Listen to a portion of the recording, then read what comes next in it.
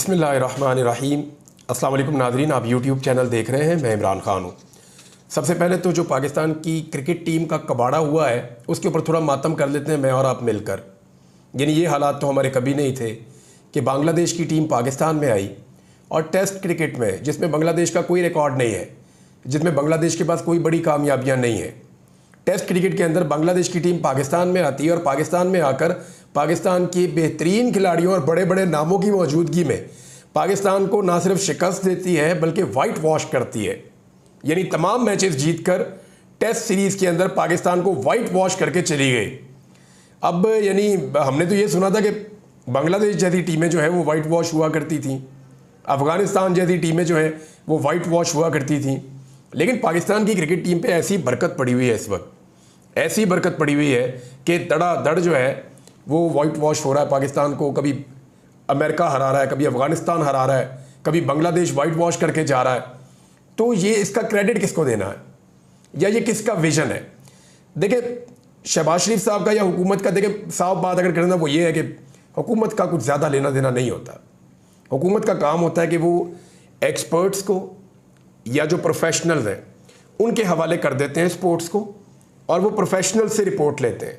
फिर प्रोफेशनल्स का काम होता है कि वो डिलीवर करें और अच्छे तरीके से उस खेल के अंदर आगे लेकर जाएं उस मुल्क को। प्रोफेशनल्स का काम होता है ना। लेकिन इस हुकूमत ने प्रोफेशनल्स को दिया ही नहीं। इन्होंने दे दिया मोहसिन नकवी को ताल्लुकात की बुनियाद के ऊपर। वज़ीर दाखिला भी वही है और क्रिकेट बोर्ड का चेयरमैन भी वही है। अब मोहसिन नकवी को दे दिया है तो वो तो प्रोफेशनल नहीं है। तो क्योंकि हुकूमत की चॉइस गलत है। हुकूमत, इमरान खान आए थे, इमरान खान ने क्या किया था? इमरान खान ने कहा रमीज़ राजा प्रोफेशनल है, पूरी दुनिया में क्रिकेट देखते हैं। दुनिया में क्रिकेट के लिए पाकिस्तान में जिन लोगों ने सबसे ज़्यादा ट्रैवल किया हुआ है उनमें एक रमीज़ राजा है। वो बतौर कमेंट्रेटर जाते रहे हैं, हर किस्म की विकटों को जानते हैं, उनका क्रिकेट के ऊपर एनालिसिस बहुत अच्छा होता है, बड़े ज़बरदस्त आदमी। तो उन्होंने राजा साहब को दे दिया, इमरान खान साहब ने। तो प्रोफेशनल को दिया ना। अच्छा होता बुरा होता राजा साहब जिम्मेदार होते, लेकिन यहाँ पे प्रोफेशनल को नहीं दिया। यहाँ क्या कर रहे हैं कि मोहसिन नकवी को दे दें जी। मोहसिन नकवी को चाहे क्रिकेट की अली बे का भी ना पता हो, दे दें जी। तो दे दिया। अब जिम्मेदारी हुकूमत की है कि उन्होंने गलत आदमी को अपॉइंट किया है, नंबर 1। नंबर 2, जब कोई आदमी अपनी मेहनत से अपने बलबूते पे जीत जाए तो आप उसका क्रेडिट लेने की कोशिश करें कि देखा मियां साहब आपका विजन, ये भी आपका विजन, वो भी आपका विजन। तो जब आप किसी की ज़ाती मेहनत को अपने क्रेडिट में डालते हैं ना, तो फिर अपने किए कराए को भी अपने क्रेडिट में डालने दें। तो ये जो वाइट वॉश हुआ है, इस पे मियां नवाज शरीफ, शहबाज शरीफ, जरदारी साहब को और मोहसिन नकवी साहब को खुसूसी तौर पे हार डालने चाहिए इस कौम को। अब कौम की मर्जी है कि वो किस चीज़ के बने हुए हार इनके गलों में डालती है। बहरहाल क्रिकेट का तो इन्ना लिल्लाहि व इन्ना इलैहि राजिऊन आज मेरा पढ़ने को दिल किया। यानी मेरा ऐसा समझ नहीं आ रही, टेस्ट क्रिकेट हम बड़े शौक से देखते थे, अब दिल ही नहीं कर रहा कि क्रिकेट देखें आइंदा। और आज तो अपने आप से मुझे ऐसा लगता है मैंने अहद किया है कि दोबारा जो है वो क्रिकेट देखने में अपना टाइम ज़ाया भी नहीं करना। दूसरी खबर जो है वो इस्लामाबाद से है, बड़ी खबर है, और वो है जी अख्तर मेंगल साहब। देखिए, मेंगल कबीला जो है वो बलूचिस्तान के सबसे बड़े कबाइल में से एक है, बल्कि सबसे बड़ा कबीला है। बहुत बड़ी इनकी तादाद है और बड़े तगड़े सरदार हैं। तो मेंगल्स जो हैं, इनके अख्तर मेंगल साहब MNA बनते आ रहे हैं, लंबे अरसे से पार्लिमानी सियासत कर रहे हैं, और अख्तर मेंगल साहब के तमाम सियासी जमातों से अच्छे ताल्लुकात भी रहे हैं, जिनमें PMLN भी है, बाकी लोग भी हैं, पीपल्स पार्टी भी है। तो वो एक बड़े जमहूरी किस्म के आदमी है। अख्तर मेंगल साहब ने ये रास्ता अपनाया था कि जी हम पार्लियामेंट में जाएंगे, पार्लियामेंट में बलूचिस्तान के मसाइल को उठाएंगे, हम कोशिश करेंगे कि बलूचिस्तान के मसाइल को उजागर करके पार्लियामेंट के जरिए से सिस्टम के अंदर रहते हुए बलूचिस्तान को बेहतर करें। लेकिन आज उन्होंने शिकस्त तस्लीम कर ली, उन्होंने हार मान ली अख्तर मेंगल साहब ने, और अख्तर मेंगल साहब ने रिज़ाइन कर दिया कौमी असम्बली की नशिस्त से। बहुत सारे लोग जो हैं वो इस तरह के सरदारों को समझते थे जी ये रिस्पॉन्सिबल है, ये काम नहीं करने देते, तो ठीक है जी अब वो नहीं है, आप काम कर दें। देखें, इसको आप समझें, बलूचिस्तान में 2-3 किस्म के लोग वहाँ सियासत करते हैं। एक वो हैं जो रवायती पुराने वहाँ के सरदार हैं, उनका अपना एक सिस्टम चल रहा है, उनका अवाम के साथ एक ख़ास किस्म का इंट्रैक्शन है, उसकी बुनियाद के ऊपर उनकी अवाम में जड़े भी हैं। वो लोग इलेक्शन जीतते भी हैं, कभी हार भी जाते हैं, लेकिन वो बलूचिस्तान का एक बड़ा इंपॉर्टेंट जुज़ है, उसको आप अलग नहीं कर सकते, जैसे मेंगल साहब हैं और बहुत सारे लोग हैं। दूसरी एक नई वेव आई है नौजवानों की कि उनके अंदर से लीडर उठना शुरू हो गए हैं। कोई सरदार नहीं भी है, सलार खान काकड़ है, सद्दाम तरीन है, वो अयाज खान खेतरान है, और बहुत सारे लोग हैं, मैं सैकड़ों नाम ले सकता हूँ, कासिम सूरी हैं, और डिप्टी स्पीकर भी बने कौमी असेंबली में जाके। तो ऐसे नए बहुत सारे लोग खड़े हुए जिनके पीछे आवाम खड़ी हो गई। और तीसरे वो लोग हैं जिन्हें एस्टेब्लिशमेंट की सपोर्ट होती है और वो उनको बगैर किसी अवामी सपोर्ट के और बगैर किसी फैमिली बैकग्राउंड के उनको जिता के तो उनको बना देते हैं। जैसे सरफराज बुगटी हैं। अब सरफराज बुगटी के पास में कोई सपोर्ट नहीं है। मैं आपको चैलेंज करता हूँ, आप कहीं पे भी बलूचिस्तान के अंदर जो है वो आप कोई एहतजाज हो रहा है, आप इनको भेजिए अकेला, जाके उनके साथ बात करके दिखाएं। देखिए बन्नू के अंदर बंदे मर गए थे, शहादतें हो गई थी, हालात बहुत खराब थे। इमरान खान का पैगाम लेकर अली अमीन गंडापुर गए, सारे बैठ गए आराम से, धरना खत्म हो गया। तो ये क्रेडिबिलिटी है कि पब्लिक का नुमाइंदा है भाई। लेकिन अगर आप यहां देखें तो ना सरफराज बुगटी में ये कैपेसिटी है, ना वहां पे अनवारुल्लाह काकड़ जिनके ऊपर बहुत अनायतें हुई, उनको वज़ीर आज़म भी बनाया गया निगरान, ना उनके अंदर ये कैपेसिटी है। कादी फायदी साहब को आप भेजें, क्या वहाँ के लोग उनकी बात सुनेंगे? तो नहीं।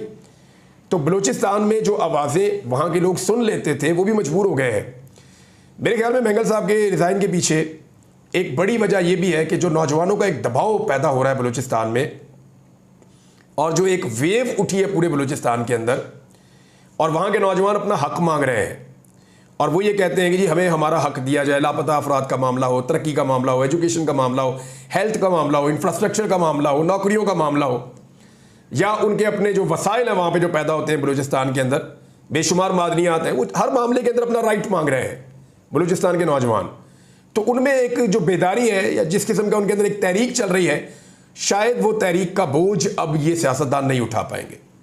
अगर किसी ने बलूचिस्तान में सियासत करनी है तो फिर उन्हें नौजवानों की बात सुननी पड़ेगी। तो ये एक दबाव हो सकता है जिसकी वजह से उन्होंने इस्तीफ़ा दिया।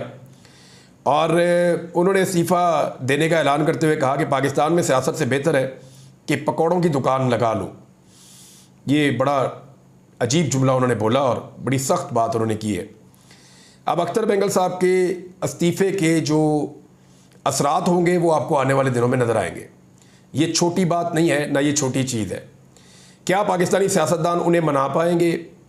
तो इसका जवाब ये है कि वो खुद उन्होंने कह दिया कि सिस्टम पे उनका एतबार नहीं रहा, सदर पे, वज़ीर आज़म पे, किसी पे उनका ट्रस्ट नहीं है। जो वादे किए जाते हैं पूरे नहीं होते। वो असेंबली में बात करना चाहते हैं, उन्हें बात ही नहीं करने देते। वो मीडिया में बात करना चाहते हैं, मीडिया को सेंसर कर दिया जाता है। यानी अब बलूचिस्तान के अंदर बलूचिस्तान के शहरी जाकर प्रेस कॉन्फ्रेंस नहीं कर सकते क्योंकि वहाँ की हुकूमत ने मना कर दिया कि आप प्रेस कॉन्फ्रेंस नहीं कर सकते। तो जब इस तरह की सूरत हाल होगी तो फिर दबाव पड़ता है। अब उन्होंने कहा जी कि मैंने सोच समझ कर फैसला किया है और जो फैसला कर लिया अब उससे मैं पीछे नहीं हटूंगा और मैं दोबारा इसके बारे में नहीं सोचूंगा। वैसे ये लोग इस बात के ऊपर भी जो है परेशानी का इजहार कर रहे हैं और दुख का इजहार कर रहे हैं या अफसोस कर रहे हैं कि हमने इमरान खान की हुकूमत गिराने के लिए इन लोगों का साथ दिया जिन्होंने पाकिस्तान को यहाँ तक पहुँचा दिया है। तीसरी खबर जी वो भी इस्लामाबाद से, और ये भी बड़ी अफसोसनाक खबर है। पाकिस्तान का मीडिया इसको रिपोर्ट नहीं कर रहा क्योंकि पाकिस्तान की हुकूमत मीडिया को बहुत पैसा खिलाती है और पाकिस्तान की हुकूमत चाहती है कि इसको रिपोर्ट ना किया जाए। तो मैं तो आपको रिपोर्ट कर दूंगा क्योंकि हुकूमत के पास इतना पैसा ही नहीं है कि वो मुझे खिलाए। तो मैं आपको बताता हूँ कि हुआ क्या है। एक डिपार्टमेंट है इस्लामाबाद में, ये वफाकी हुकूमत के अंडर आता है, PWD। तो ये जो डिपार्टमेंट है ये पूरे पाकिस्तान के अंदर कंस्ट्रक्शन करता है। यानी हुकूमत के जो प्रोजेक्ट होते हैं, उनको स्कूल बनाना है, अस्पताल बनाना है, कोई और इंफ्रास्ट्रक्चर बनाना है, कोई काम करना है, कोई सड़कें, कोई ये सारे काम ये करते हैं। इनके अंदर कोई 7,000 के करीब मुलाजमीन है जिनमें बेशतर तादाद जो है वो इंजीनियर्स की है और अकाउंट्स का अमला भी है। तो इस तरह से एक पूरा डिपार्टमेंट एक बना हुआ है। ये नाजरीन महकमा बना था 1854 में, यानी 1857 की जंग आज़ादी हुई थी अंग्रेज़ों की मुसलमानों के साथ। तो ये उससे पहले का ये इदारा बना हुआ है, 1854 को मैं बता रहा था गालिबन। तो अंग्रेज़ दौर का बना हुआ ये इदारा है। इसने बड़ा लंबा अरसा काम किया है इस रीजन में पूरे में। पाकिस्तान बनने के बाद ये पाकिस्तान के अंदर अलग हो गया और अब ये इदारा अब तक काम करता रहा है। अचानक हुकूमत ने कहा जी इसको बंद कर दें। अच्छा, हुकूमत ने जो वजूहात बताई बंद कर देगी वो मैं आपको बता दूंगा, लेकिन हुकूमत कह रही है इसको बंद कर दें। और जब हुकूमत ने इसको बंद करने का ऐलान किया तो इसके अंदर जो लोग मौजूद हैं उन्होंने एहतजाज शुरू कर दिए। उन्होंने कहा जी ऐसे कैसे बंद कर दें? अचानक आप आए और आपने आके मुंह उठा के कह दिया बंद कर दें। ना कोई बात, ना कोई चीज, ना कोई रिपोर्ट, ना कोई डॉक्यूमेंटेशन, कोई चक्कर नहीं, बंद कर दें। मुल्क है, कोई बातचीत तो यहाँ नहीं चल रही है बंद कर दें। तो जनाब हुकूमत ने इसको बंद कर दिया और बंद करने के पीछे जो रीज़न है ज़रा ये देख लें आप।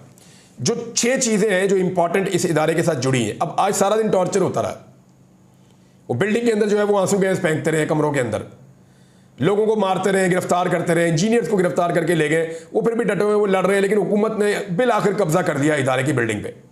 PWD के ऊपर पुलिस के जरिए से हुकूमत ने कब्जा कर दिया। यानी एक इदारा और पाकिस्तान की हुकूमत ने बजोरे बाजू ताकत के बलबूते के ऊपर फतह कर दिया। ये हुकूमत ने एक दिन सुप्रीम कोर्ट फतह कर ली थी ताकत के जोर के ऊपर, तो ये तो एक इदारा है बेचारा। तो अभी वो लोग जहां जहां मौजूद हैं वो एहतजाज कर रहे हैं इस वक्त जब मैं वीडियो रिकॉर्ड कर रहा हूं। हुआ क्या, देखिए सबसे पहले तो इसके ऊपर जो है एक खबर सामने आई है। हुकूमत कहती है जी इसमें करप्शन है, करप्शन की वजह से हम इदारा बंद कर रहे हैं। मामला ये है कि करप्शन तो PIA में है, बंद कर दें, रेलवे में भी है, बंद कर दें, करप्शन वज़ीर आज़म हाउस में भी है, बंद कर दें, करप्शन जो है वो सियासतदान भी करते हैं, पार्लियामेंट बंद कर दें, करप्शन जो है वो सेनेटर्स भी करते हैं, सेनेट बंद कर दें, करप्शन जो है वो बेशुमार डिपार्टमेंट करते हैं। अभी फौज का ऑडिट एक रिपोर्ट आई हुई है, उसके अंदर जो है वो बहुत सारी बेज़ाब्तियाँ हैं, बेकायदगियाँ हैं, तो क्या बंद कर दें? यानी पुलिस के अंदर बेशुमार करप्शन है, बंद कर दें। पटवार खाने में सबसे ज़्यादा करप्शन है, महकमा माल में, बंद कर दें। यानी ये तो कोई जवाब ना हुआ ना कि बंद कर दें। भाई अगर करप्शन है तो जो बंदे करप्शन कर रहे हैं उन्हें पकड़ के बंद करो। जो बंदे करप्शन कर रहे हैं उन्हें पकड़ के उन पे केसेस चलाएं, उनसे करप्शन का लूटा हुआ माल वापस बरामद करें। हुकूमत इसलिए होती है, हुकूमत इसलिए नहीं होती कि जो करप्शन कर रहा है वो इदारा ही बंद कर दो। नहीं, हुकूमत का काम है जो करप्शन कर रहा है उसको पकड़ के बंद करो ताकि इदारा ठीक तरीके से अपना काम करे। नंबर 1। नंबर 2, जनाब ये कहते हैं कि यहां पे जो है पैसा बहुत ज़ाया हो रहा है, तो हम पैसा बचाने के लिए इसको राइट साइजिंग कर रहे हैं, बंद कर रहे हैं। तो मामला ये है कि अगर ये, और करप्शन के मामले में एक चीज़ आपको मैं और बताऊं, देखिए जो बंदे करप्ट होते हैं तो फिर वो नौकरी पे नहीं रहने चाहिए ना। तो वो बिल्डिंग तो बंद कर रहे हैं, इदारा तो बंद कर रहे हैं, बंदों को दूसरे महकमों में भेज रहे हैं। भाई जो बंदे इस महकमे में करप्शन कर रहे हैं वो जाके वहां पे क्या करेंगे? नमाजें पढ़ेंगे, वहां पे जाके भी करप्शन करेंगे। तो फिर आप उनको क्यों भेज रहे हैं दूसरे इदारों में? आप उनके खिलाफ कार्रवाई क्यों नहीं कर रहे? अब वो कह रहे हैं जी 5 अरब रुपया सालाना इसका बजट है वो पाकिस्तान का बचेगा। तो मामला ये है कि अगर ऐसे ही पैसे बचाने हैं तो जहां जहां बजट जाता है ना वो सारे इदारे आप बंद कर दें, और जहां ज्यादा बजट जाता है उनको तो पहले आप बंद करें। यानी आप बिजली के जो कारखाने हैं IPPs, उनको कैपेसिटी पेमेंट के मद में 2100 अरब रुपया एक साल में दे रहे हैं, और अगले साल में 2400 अरब रुपया आप उनको दे रहे हैं। तो 5 अरब का आपसे इदारा नहीं संभाला जा रहा जो पूरे पाकिस्तान में काम करता है। तीसरी चीज ये है कि वो कह रहे हैं जी इसकी प्रॉपर्टी बहुत महंगी है। ये मुझे खबर मिली है कि इसके पास बहुत सारी प्रॉपर्टीज हैं, ये इदारा होल्ड करता है, तो प्रॉपर्टीज महंगी है, उनकी कीमत बहुत ज़्यादा है। तो जब इदारा ख़त्म तो प्रॉपर्टीज जो है वो गवर्नमेंट के पास आ जाएंगी, गवर्नमेंट ये प्रॉपर्टी सेल करके बेशुमार पैसा बना सकती है। ये तीसरी चीज़ है। एक चीज़ और है कि जब भी आप इदारा बंद करते ना, आप उसका फ्रांसिक ऑडिट करें, पूरी एक रिपोर्ट बनाएं, उसके बाद उसको आप बंद करें। ऑडिट कहाँ हुआ? अब एक स्कैंडल है जो मुझे कुछ दोस्तों ने बताया, इस इदारे के अंदर वो काम करते हैं, उनके बकौल मुबैना तौर पे हुआ ये था कि शहबाज शरीफ ने जब पिछली हुकूमत इन्होंने ख़त्म की, PDM 1 की हुकूमत जब इन्होंने ख़त्म की, तो उससे पहले इन्होंने अपने MNAs के लिए बहुत सारे फंड्स मैदान में निकाल दिए, बेशुमार फंड्स जारी कर दिए। लगभग कोई 125 या 150 अरब के फंड्स थे। इसके बीच में एक अमाउंट थी, बहुत बड़ी मिकदार में MNAs को स्कीमें दे दी, 1-1, 2-2, 4-4 अरब की स्कीमें सबको दे दी। शहबाज शरीफ के अपने हल्के की भी थी।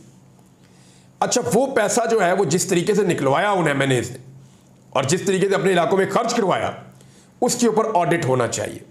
उसके सारे डॉक्यूमेंट और रिकॉर्ड जो है वो इस इदारे में मौजूद है। अब जिस अंदाज में वो पैसा खर्च किया गया और जितनी लूट मार उसके अंदर की गई है मुबैना तौर पे, तो अब ये चाहते हैं कि इदारा ही बंद कर दो इससे पहले कि इसका ऑडिट हो जाए और कल कोई एक स्कैंडल खुल जाए कि पता चले कि 150 अरब मजीद गले की हड्डी बन गया है, लिहाजा इदारा ही बंद कर दो। एक कहानी इसके अंदर ये भी है। और अब जिस तरह से इदारे के अंदर धुएं उठ रहे थे, तो ये खुदा ना खास्ता इसको भी आग लगा देंगे, या इसका रिकॉर्ड गायब कर देंगे, या इसका रिकॉर्ड तलफ कर देंगे, या इसके रिकॉर्ड को यहां से उठा के कहीं और ले जाएंगे, या आग लगा के ज़ाया कर देंगे कि जनाब अब तो ऑडिट ही नहीं हो सकता, इदारा ही खत्म हो गया है। तो एक कहानी इसमें ये वाली है जो मैंने आपके सामने लिया है। अब ये चाहते ये हैं कि ये एक अथॉरिटी बनाएं जिसके ज़रिए से पाकिस्तान में डेवलपमेंट के प्रोजेक्ट करें। तो जब आप अथॉरिटी बनाएंगे तो इख्तियार तो सर आपके पास आ गया। अब ये इदारा अरबों खरबों रुपया खर्च करता है पाकिस्तान में डेवलपमेंट के लिए, थर्ड पार्टी ऑडिट भी होता है, इसके इंजीनियर हर जगह पे जाते हैं। तो जब आप एक अथॉरिटी बना देंगे तो फिर तो वज़ीर आज़म जो चाहे जिधर चाहे पैसे मोड़ दे। ये तो बजट का ऐसे इस्तेमाल करेंगे जैसे अपनी जेब का ज़ाती पैसा भी कोई इस्तेमाल नहीं करता। तो ये इस तरह इस्तेमाल करेंगे जैसे मुफ्त का माल है। तो ये जनाब काम होने जा रहा है। इस इदारे के साथ ये चीज़ें मैंने आपके सामने रख दी। एक और खबर है वो मैं आपके साथ शेयर करता हूं कि इमरान खान साहब को फौजी तहवील में देने का खदशा, इस हवाले से एक रिपोर्ट भी छपी है। लेकिन इमरान खान साहब ने इस खतरे का इजहार भी किया है, यानी उन्होंने हाई कोर्ट से रुजू किया और हाई कोर्ट में इमरान खान साहब ने कहा कि जनाब मुझे फ़ौजी अदालत में ये दे देंगे या फ़ौज की तहवील में दे देंगे, लिहाजा इस मामले के ऊपर हाई कोर्ट इनको रोके कि मुझे फ़ौज की तहवील में ना दें। ये इस्लामाबाद हाई कोर्ट से इमरान खान साहब ने रुजू किया और जो वकील हैं अज़ीर भंडारी साहब, उन्होंने दरख्वास्त दायर की है और ये कहा कि 9 मई मुकदमात में मिलिट्री कोर्ट ट्रायल के लिए फ़ौजी तहवील में इमरान खान साहब को ना दिया जाए, हम ये दरख्वास्त करते हैं। लेकिन इस मामले के ऊपर साकिब बशीर साहब ने रिपोर्ट किया और वो ये बता रहे हैं कि अदालत ने 4 एतराज़ात उठा दिए हैं। तो 4 एतराज़ जो उठाए हैं अब उनको पाकिस्तान तहरीक इंसाफ को डील करना पड़ेगा। ये केस जस्टिस आमिर फारूक साहब के पास ना लगे, इसके लिए पूरी पाकिस्तान तहरीक इंसाफ को दुआएं करनी पड़ेंगी कि ये वहाँ ना लग जाए, किसी और जज के पास लग जाए, किसी के पास भी लग जाए, कम से कम चीफ जस्टिस आमिर फारूक साहब के पास ना लगे। अब ये 4 मामला तो उनमें एक ये है कि किसी मखसूस FIR का हवाला दिए बगैर अवामी रिलीफ कैसे मांगा जा सकता है। भाई इमरान खान साहब के ऊपर तो बेशुमार FIR हैं, कोई एक तो है नहीं। दूसरा ये है कि दरख्वास्त के साथ कोई ऑर्डर या दस्तावेज नहीं लगाई गई, यानी वो कहते हैं कि जब वो उनको मांग लेंगे ना, ऑफिशियली ले जाएंगे तो फिर आपने दरख्वास्त देनी है। भाई उन्होंने उठा के इमरान खान साहब को ले जाना, जब ले जाना है, अगर लेकर जाना है तो उसके बाद वो कहाँ दरख्वास्त देंगे, फिर कौन सुनता है। तीसरा, पंजाब के मुकदमात पर इस्लामाबाद हाई कोर्ट में दरख्वास्त कैसे दायर हो सकती है। ये तो सिंपल है, इमरान खान साहब मिलिट्री कोर्ट्स की और मिलिट्री की तहवील की बात कर रहे हैं और इस वक्त वो जिन केसेस में गिरफ्तार हैं वो इस्लामाबाद की जुरिस्डिक्शन में है। इमरान खान साहब जो है वो इस्लामाबाद में हिरासत में है, तो वो यहीं पे जाएंगे और वफाकी इदारे जो हैं वो भी इस्लामाबाद के हैं, तो यहीं उनको जाना होगा। चौथा, मिलिट्री कोर्ट का मामला सुप्रीम कोर्ट में ज़ेर इल्तवा है, तो हाई कोर्ट में दरख्वास्त कैसे दायर हो सकती है। भाई वो मिलिट्री कोर्ट में मामला उनका चल रहा है जो मिलिट्री कोर्ट में गिरफ्तार करके उनकी वहाँ पे ट्रायल हो रहे हैं। ये इमरान खान का मामला है जो मिलिट्री कोर्ट में नहीं है, वो ये चाहते हैं कि उनको मिलिट्री कोर्ट में दिया भी ना जाए। ये है जनाब मामला। और अब नादरीन कुछ खबरें और खुशखबरियाँ जो सुनाई थी नवाज शरीफ ने और मरियम नवाज ने बैठ के, उनका त्या पहुँचा हो गया है इनकी अपनी पॉलिसीज़ की वजह से और किस तरह से ये बारूदी सुरंगें बिछा रहे हैं। इस पर मैं अगले वीलॉग में आपको कुछ ऐसे फैक्ट्स बताऊँगा कि आपको आइडिया हो जाएगा कि ये पाकिस्तान को कहाँ ले आए हैं और कहाँ लेकर जाने वाले हैं। क्योंकि इसमें कुछ रिपोर्टें सामने आई हैं, IMF ने कुछ तहफ़्फ़ुज़ात का इजहार किया है और उन्होंने बड़ा क्लियरली कहा कि जो हरकतें आप कर रहे हैं ऐसे तो इकॉनमी ठीक नहीं होगी, और जो वो उनसे कह रहे ये करते जा रहे हैं। क्योंकि इन्होंने नफरत बोई है इस मुल्क के अंदर तो ये मोहब्बत नहीं काट सकते, इन्होंने तबाही बोई है इस मुल्क के अंदर तो ये तरक्की की फसल नहीं काट सकते। जो इन्होंने कर दिया है ये मुल्क को सीधा होने में सालों लग जाएंगे। अब तक के लिए इतने, अपना ख्याल रखिएगा, अपने चैनल का भी अल्लाह हाफ़िज़।